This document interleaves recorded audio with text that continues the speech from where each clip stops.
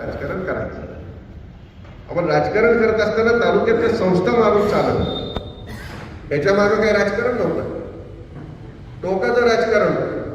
पण तालुक्यातल्या संस्था मारण्याचं काम कुणीही करत नव्हतं. ती संस्था चालू राहिली पाहिजे एवढी तर भूमिका सर्वांचीच होती. कारण संस्था चालू राहिली तर तुमच्याकडे राहील नाही तर माझ्याकडे राहील, पण संस्था चालू राहील. कारण एकदा काही बंद झाली की पुन्हा चालू करणं महाग कठीण आहे. आणि त्याची कारणं मी काही वेगळी सांगायचं कारण नाही, इतर कारखाने आहेत.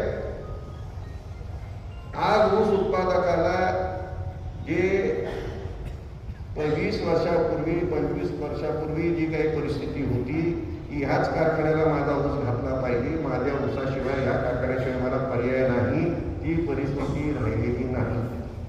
ऊसाला अनेक पर्याय झालेले, अनेक कारखाने झालेत. आपल्या तालुक्यात रामराज्याच्याच कृपेमुळे 3 कारखाने बंद पडलेला कापडवाडी पुण्यामुळे चालू झाला.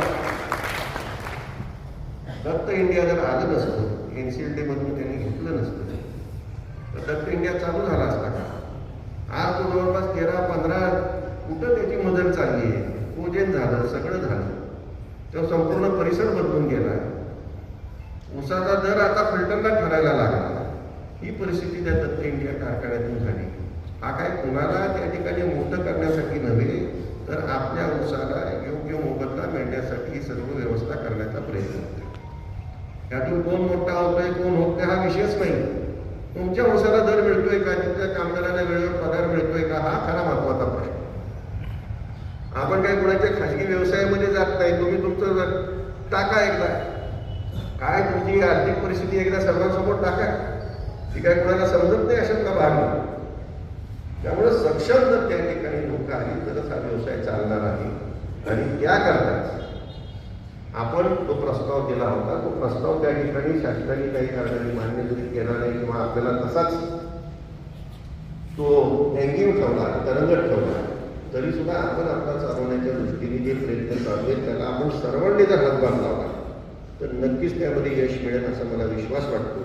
आणि त्याकरता या ठिकाणी आपण आणि आमचे चिटबॉय यांनी मिळून मगाशी सांगितल्याप्रमाणे आपल्या गावामध्ये त्या ठिकाणी अपूर्ण शेती रक्कम पूर्ण करणे आणि नवीन सभासद करणे या दृष्टीने येत्या 10 दिवसातच आपण पूर्णपणे स्वतःला झोकून देऊन काम करावं एवढीच विनंती करतो. आमचे चिटबॉय या ठिकाणी आपल्याला नक्कीच मदत करतील.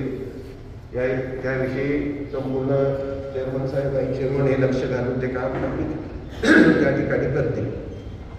पण आपण जरा हे 10 दिवस जर पूर्णपणे लक्ष ह्या विषयात दिलं तर आपल्याला चांगल्या प्रकारचे यश मिळेल असा मला विश्वास आहे. आणि ते आपण द्यावं एवढीच या ठिकाणी आपल्या सर्वांना विनंती करतो आणि माझं प्रास्ताविक थांबवतो.